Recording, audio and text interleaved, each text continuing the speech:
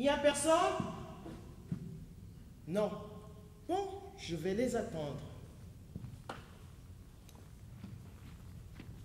Personne? Oui, c'est ce que je disais. Il n'y a personne. Vous êtes sûr? Mais il y a quelqu'un? Oui, il y a quelqu'un. Mais je ne vois personne. Pourtant, je suis là. Jacques. Jacques? Oui, bonjour Jacques. Mais pourquoi m'appelez-vous Jacques? Vous ne vous appelez pas Jacques? Non, je suis le père Thomas. Et vous? Qui êtes-vous? Et où êtes-vous d'ailleurs? Mais je suis à côté de vous. Mais... Ah, je pensais bien qu'avec vous, je pourrais me faire entendre. Mais qui parle? Qui m'appelle Jacques? Vous vous appelez bien Jacques? Oh non, je vous répète que je suis le père Thomas. Oui, Jacques Thomas. Ne partez pas, Jacques. Je suis Émilienne. Émilienne? Mais elle est morte, mon père. Mais c'est évident. Ah, ben, pas si évident que ça, je vous le dis, moi. Mais, Émilienne, vous êtes en vie? Oh, arrêtez de divaguer, curé. Je suis bien morte. Mais je ne suis pas encore partie. Mais vous n'êtes pas encore partie?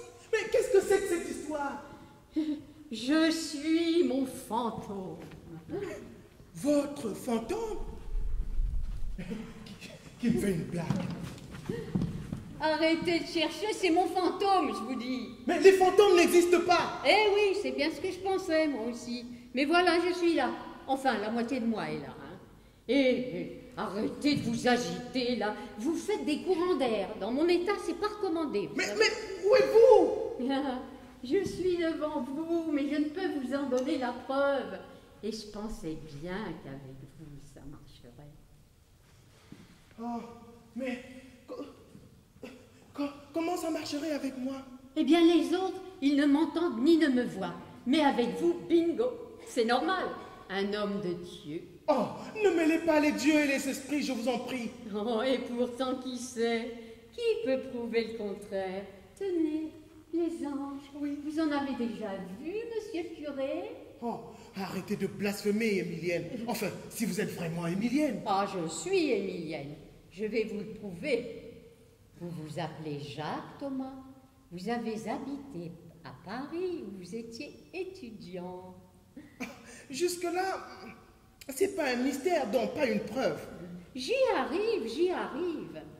À l'époque, vous ne pensiez pas être prêtre. Vous aviez commencé des études de médecine. Vous habitiez rue du Cherche-Midi, au numéro 17. Vous me connaissiez donc? Oui, Jacques, et vous me connaissiez aussi. Ah oui, ça fait une dizaine d'années que je suis au village. Et je connaissais très bien Émilienne, la propriétaire de ce bistrot. Mais elle est morte, vous le savez. Justement, je suis ici pour préparer son enterrement avec sa cousine. Oh, non, pas un fantôme. Non. Et pourtant vous enseignez, enfin votre église. Vous donc, vous dites que nous avons une âme. Oui, c'est exact, oui. Donc, je peux moi aussi, Émilienne, avoir une âme? Oui, bien sûr. Eh bien, vous parlez à mon âme, c'est simple. Oh, c'est simple, vous trouvez? Encore une fois, je suis le père Thomas.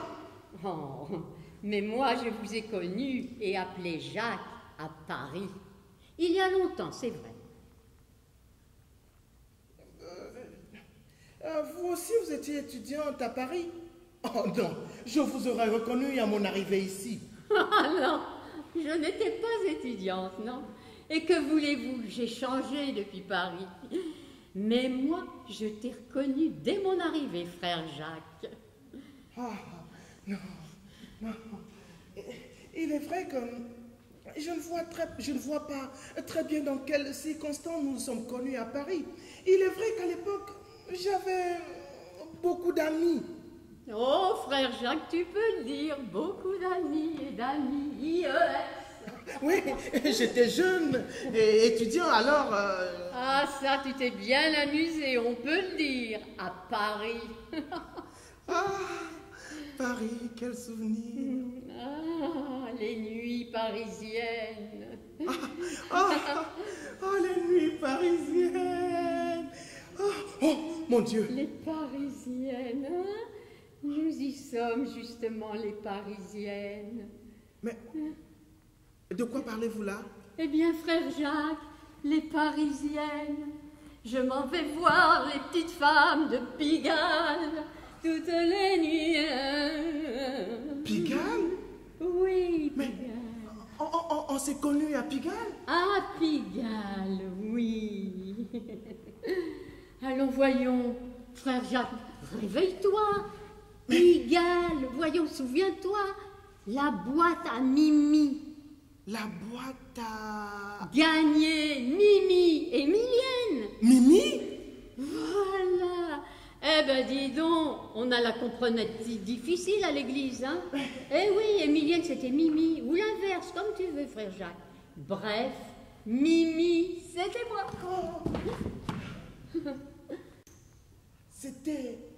C'était vous, Émilienne, la patronne du... La patronne de la pension de famille. La patronne de la pension de famille? Voilà, je tenais une pension à Pigalle. Mais dites-moi, Mimi, vous croyez qu'on peut dire ça comme ça? Mais c'est ce qu'on va dire, frère Jacques, une pension de famille. Ah ouais, c'est vrai qu'il y avait plusieurs chambres dans cette pension. Des chambres bien tenues, reconnais-le. Ah oui, avec une pensionnaire par chambre. Ah, mes filles, elles étaient belles, hein, n'est-ce pas? De la classe, de la tenue. Ah, ça j'y tenais. C'est que la clientèle était sélecte, du beau monde. Et tu sais, Jacques, mes petites recevaient toute une très bonne éducation en arrivant chez moi. Une très bonne éducation? Mais à su quoi? Mais savoir-vivre, manières, langage châtié, propreté, etc. Bref, tout pour la bonne réputation de la maison. T'es d'accord, Jacques? Tu les as bien connues, mes filles. Il me semble même que tu avais un petit faible pour Gina. Tu te souviens de Gina? Oh, oui, Gina, oui. Oui, Gina, je l'aimais bien aussi. D'ailleurs, on ne s'est jamais perdu de vue toutes les deux. Mais ça, c'est une autre histoire. Alors, ça y est, cette fois, frère Jacques, Gina, ça te revient? Oui, Gina. Oh, ma Gina. C'était la douceur, le charme. Toujours disponible. Oh, pardon, mon Dieu. Oh. Émilienne, c'est ce petit jeu. Je vois très bien dans quelles conditions nous nous sommes connus à Paris. Ah, tout de même. Dis, quelle mémoire, dis donc, frère Jacques. Ah oui, justement, je suis frère Jacques. Maintenant, vous me faites dire n'importe quoi. Je suis le père Thomas, le curé de ce village. Oui, je sais, Jacques. Et quand tu es arrivé ici, moi, je t'ai reconnu tout de suite. Bien que tu aies un peu, disons, bien profité. Ah bon? Et puis, vous croyez? Qu'est-ce que t'as fait de tes cheveux? À l'époque, t'étais coiffé comme Bob Marley. Ah oui, il a fallu les couper. Ça fait plus sérieux tout de même, non? Ah, c'est évident. En tout cas, moi, j'ai eu peur que tu me reconnaisses. Oh, pas de risque.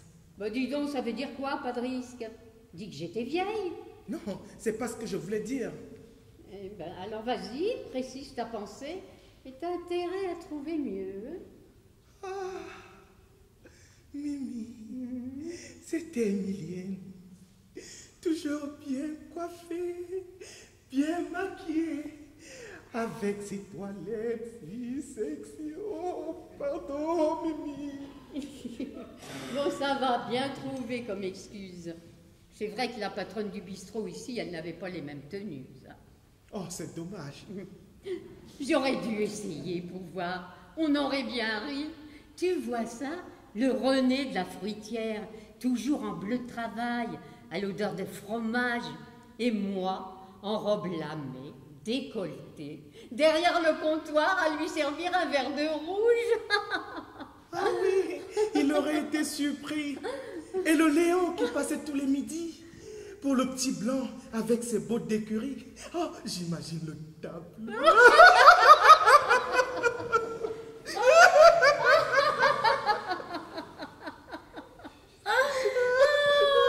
J'aurais sûrement eu plus de clients si j'avais mis mes toilettes.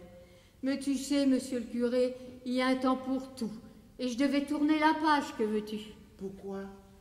Tu avais l'âge de la retraite? Oh, ben c'est ça, je devais avoir mon compte de trimestre, oui. Frère Jacques, la caisse de retraite des péripatéticiennes, t'en as déjà entendu parler, toi? Non, j'ai jamais réfléchi à cette histoire.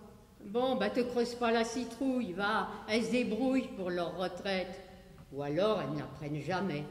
Non, moi, tu vois, je devais changer de boulot à cause de ma fille. Votre fille? Oui, j'avais une fille, tu ne l'as jamais connue. Vous avez eu un enfant? Une fille, je te dis. Ma petite Camille, le soleil de ma vie. De qui et quand? Oh, voyons, réveille-toi et du calme, va. C'est pas toi le père, rassure-toi. Ouais, c'est pas moi le père. Ah bon?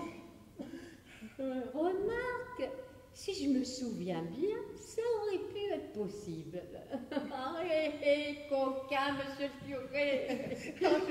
Je me souviens plus très bien, voyez-vous, Émilienne. Bon, ça suffit, on n'en parle plus.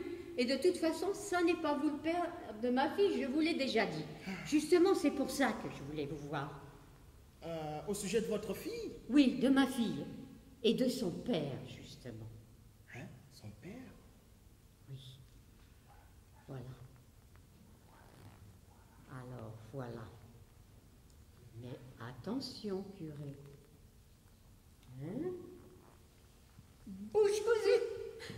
Oh, oui, je suis prêtre et les confessions, c'est sacré, Émilienne. Oh là, doucement. J'ai jamais dit que j'allais me confesser, curé. Hein? Oh, j'ai cru comprendre. Eh bien, vous avez mal compris. Oh. Si je passe à confesse, il y en a pour des jours, je vous le dis. Hein? Et on n'a pas de temps à perdre, là. Il faut faire vite. Mais fais quoi? Alors... écoutez, Émilienne, je peux vous écouter, rassurez-vous, et je serai mieux comme une tombe. Une tombe?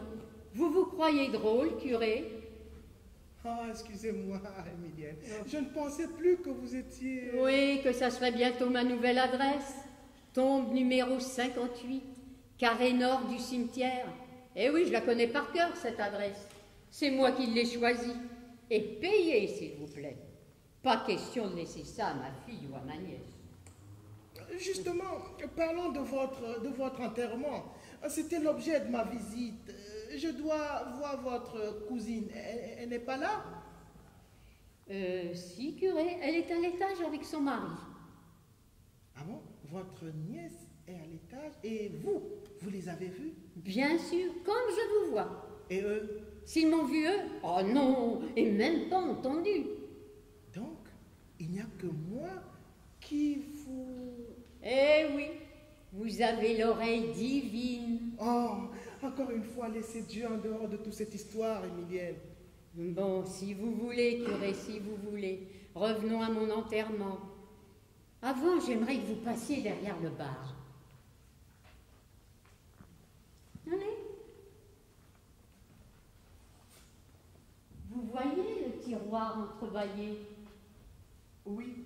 Bon, vous l'ouvrez, vous prenez l'enveloppe qui s'y trouve. Oh, c'est tout de même désagréable de vous parler dans ces conditions. Je ne sais même pas où regarder. Bon, alors regardez sur votre gauche, j'y suis. Alors voilà, Père Thomas, vous avez entre les mains le secret de la naissance de ma fille. Ah bon? C'est ma confession, ça. C'est tout l'effet que ça vous fait? C'est que j'ai pas eu l'habitude de recevoir des confessions comme ça. Eh bien, il faudra faire avec. Hein. Fais quoi? Vite. Alors, voilà. Vous lisez. Je lis? C'est que je ne peux pas. Pourquoi? Je n'ai pas mes lunettes. Ah bon, alors, j'explique en 2 mots. J'ai eu une aventure avec Pierre, mon beau-frère. Pierre, votre beau-frère?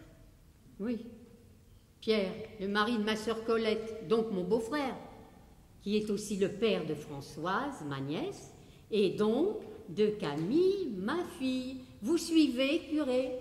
Ça paraît compliqué tout ça. Mais pourtant c'est très clair. Vous ne comprenez pas, Emilienne. Ça ne fait que quelque temps que je suis au village et je n'ai pas connu toute votre famille. Ah, c'est vrai, c'est vrai. Ma sœur et son mari n'étaient déjà plus là lorsque vous êtes arrivés. Vous avez des excuses. Bon, alors, on résume la situation. J'ai couché avec mon beau-frère. Hein? Il a su? Ah ben, à mon avis, il ne pouvait pas y louper. Hein. Et sans me vanter, je peux vous dire qu'il a dû s'en souvenir. Oh, Emilienne, vous ne me comprenez pas. Est-ce qu'il a su que vous avez une fille dont il est le père? Oh non, jamais. Je ne lui ai jamais dit. Et puis, c'était juste une petite aventure. Pierre et moi, nous étions trop différents pour nous entendre longtemps. D'ailleurs, je développe tout ça dans ma confession, on va dire. Ça y est, j'ai compris. C'est la mission de mon fantôme. Hein? La mission de votre fantôme? Eh oui, il paraît que si on ne part pas tout de suite, c'est qu'on a encore quelque chose à faire avant. Vous savez pas ça, vous? Oh non, on n'apprend pas ça au séminaire, Emilienne. Alors donc, ma fille et ma